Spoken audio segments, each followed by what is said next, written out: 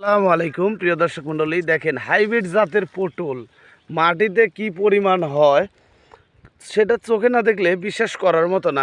সমস্ত জমি এক চটি খালি পটল আর পটল পড়ে আছে। দেখেন এমন কোনো গিরাবাদ নেই যে হাইব্রিড জাতের পটলের ফুল ফল ধরেনি। দেখেন দুইটা করে ধরে আছে, একটা করে ধরে আছে। দেখেন দেখার মতো দৃশ্য।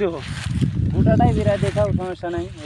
এই যে গোটা জমি দেখেন, আসলেও চোখ দিয়ে না দেখলে বিশ্বাস করার মতো না। দেখেন পটল আর পটল, খালি পটলই পড়ে আছে, শুধু পটল পড়ে আছে। দেখেন আসলেও ভালো জিনিস আপনারা যদি রোপণ করেন তাহলে ভালো মান এবং ভালো ফলন আপনারা পাবেন। কারণ আমি বাংলাদেশের প্রত্যেক জেলায় এই জাতের পটলের চারা দিয়েছি। আল্লাহর রহমতে সবাই আমার কাছ থেকে, যারাই চারা নিছে তারাই প্রতি বছর আমার কাছ থেকে চারা নেয়। আর ওরা বলে যে না, এই জায়গা থেকে চারা আনলে ওনারা ভালো পাবে। কারণ আমি সততার সাথে বাংলাদেশের প্রত্যেক জেলার পটলের যে জাতটা গ্যারান্টি দেবো সেই জাতটাই হইতে হবে।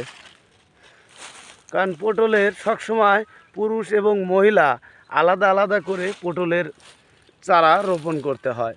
তো আমার ওইভাবে আলাদা আলাদা করে রোপণ করা আছে।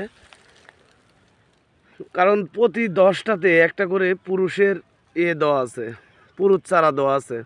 তো আপনারা যদি পটল চাষ করতে চান তাহলে আমাদের সাথে যোগাযোগ করতে পারেন। আমরা বাংলাদেশের প্রত্যেক জেলায় কার্তিক মাস থেকে চৈত্র মাস পর্যন্ত পটলের চারা দিয়ে থাকি। ভালো থাকবেন, সুস্থ থাকবেন। আসসালামু আলাইকুম।